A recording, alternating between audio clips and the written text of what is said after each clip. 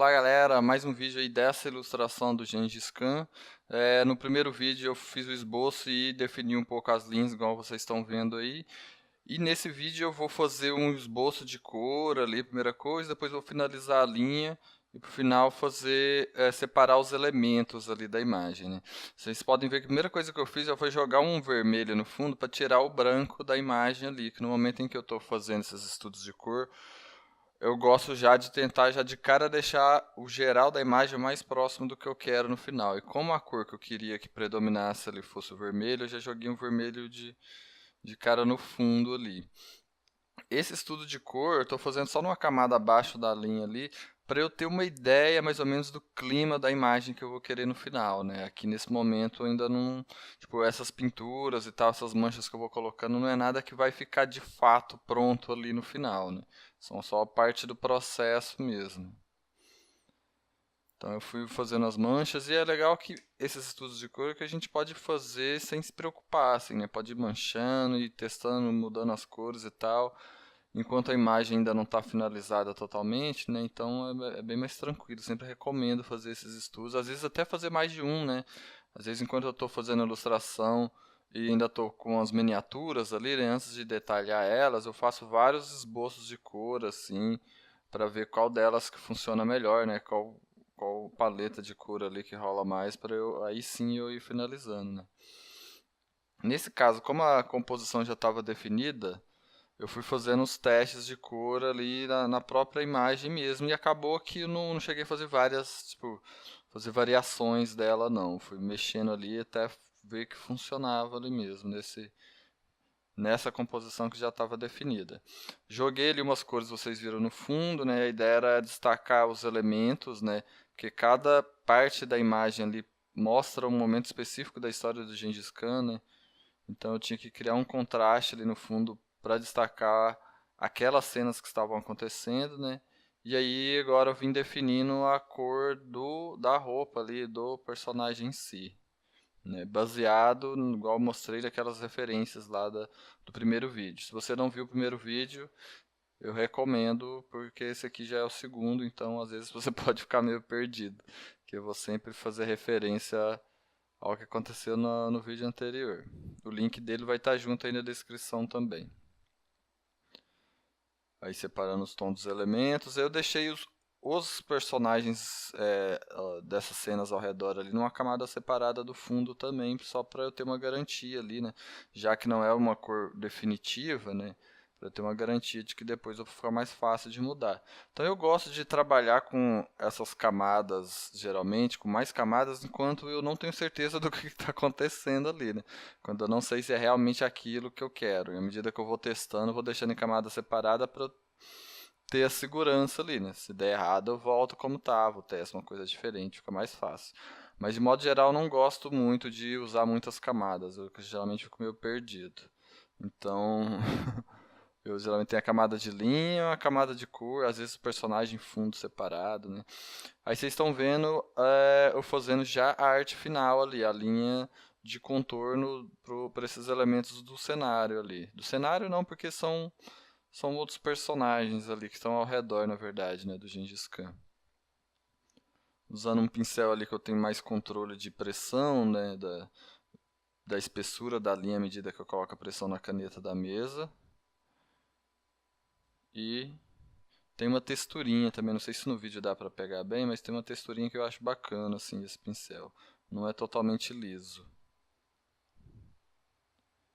Aí eu fui fazendo ali essa arte final. Até esse momento eu ainda não tinha certeza se essa linha ela ia realmente ficar na imagem final, né? Porque a ideia inicial era dos personagens, esses aí ao redor. Não, os personagens ao redor eu realmente queria desde o início que eles fossem com linhas de contorno, né? A ideia era essa. A minha dúvida, até então eu não sabia se o Gengis Khan ia ter ou não essas linhas, né? Porque a ideia inicial era que ele fosse mais realista, mais pintado e tal, sem contornos.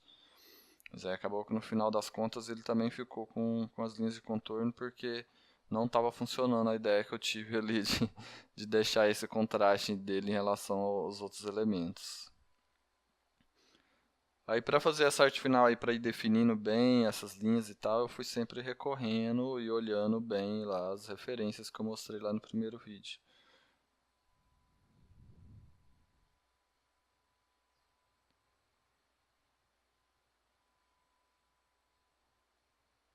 Eu acho bem divertido essa etapa de fazer linhas de contorno, assim. Geralmente, mesmo quando a imagem vai ser pintada, eu estou usando bastante essas linhas assim para definir bem as formas. Mesmo quando eu vou pintar com mancha mesmo, ali não vai ter elas no final. Eu estou gostando. Mas isso depende muito também do processo de cada um ali, né? Já teve um momento em que eu fazia direto com mancha de esboço, sem finalizar essa line art, né? Eu acho importante, inclusive, a gente sempre testando processos diferentes, né? Porque às vezes a gente fica preso num processo só. Ah, não, eu faço primeiro a linha, depois a cor, depois a arte final, sei lá. Quando a gente fica preso a um processo só, às vezes passa essa sensação de segurança, né? De que já sei como que vai ser a imagem do início ao fim. Mas dependendo de como que estiver funcionando, isso pode te impedir de melhorar, né? Porque mudando o processo ali, você pode aprender muita coisa, né? Resolver problemas de formas diferentes, né? Então eu acho interessante. Sempre testando formas diferentes de construir a imagem ali. Embora tenha sempre um processo ou outro que eu sinta mais seguro, assim, né? Mas essa segurança nem sempre funciona para todo tipo de imagem, então é bom ir experimentando processos diferentes.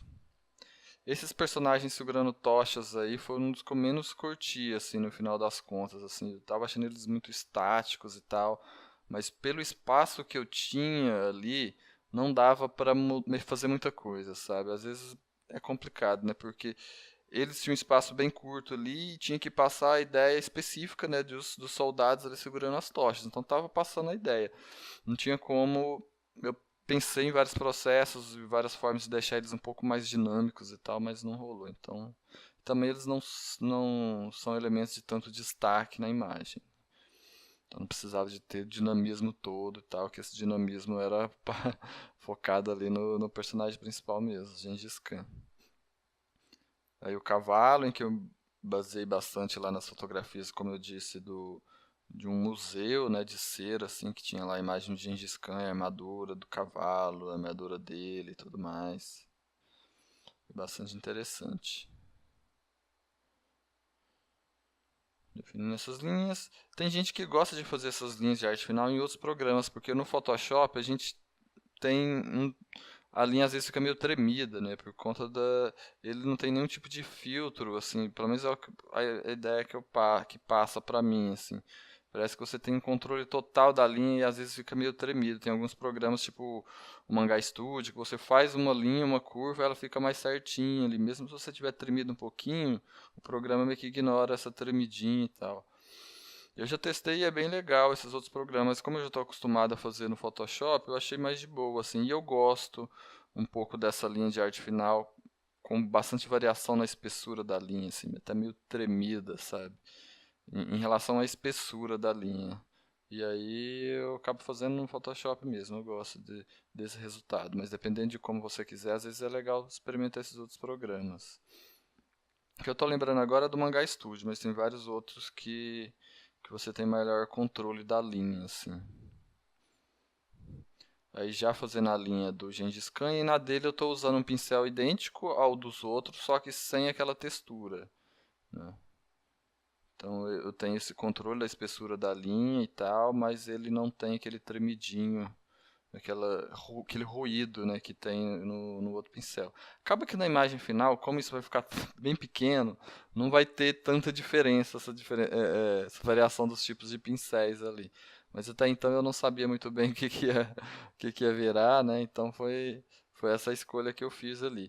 Para vocês terem ideia, essa imagem ela é uma página dupla da revista, né? Então é a revista aberta, assim. Então, durante a composição, na hora de definir onde que ia ficar cada elemento, eu também fui conferindo se não tinha nada importante demais que ia ficar bem na dobra das páginas ali, bem no encontro, que é um lugar onde que não dá para ver muito bem, né? Então eu fui colocando os elementos principais um pouquinho para o lado, assim, só para não ter nada ali no centro. Então, além de pensar na composição com o espaço dos textos que já estavam ali, eu também tive que pensar nesse lance de onde que vai ficar o meio ali da revista, né, para não ter nada importante demais ali. Bem, aí vocês viram ali bem rapidinho, eu fiz uma seleção dos personagens, né, joguei um bloco de cor ali em cada um só para separar mesmo. E aí agora eu estou fazendo um teste de contraste para ver as áreas que vão ficar mais escuras na imagem, se vai funcionar ou deixar o fundo bem escuro. Dei uma clareada, né, os textos que eram pretos eu deixei branco só para ver se o contraste funciona melhor. Enfim, fui experimentando melhor as cores aí antes de definir de fato o que eu ia fazer, né? Fui ainda experimentando aí. Já tinha ali a linha de contorno do personagem, e aí eu fui testando começar a pintar ele. Que é o que eu vou mostrar mesmo no próximo vídeo, para esse vídeo aqui não ficar muito grande, como que foi o processo de pintura dele ali, de iluminação e tudo mais. Bem, é isso aí, como que a imagem ficou até esse estágio. Espero que vocês tenham gostado do vídeo e até o próximo.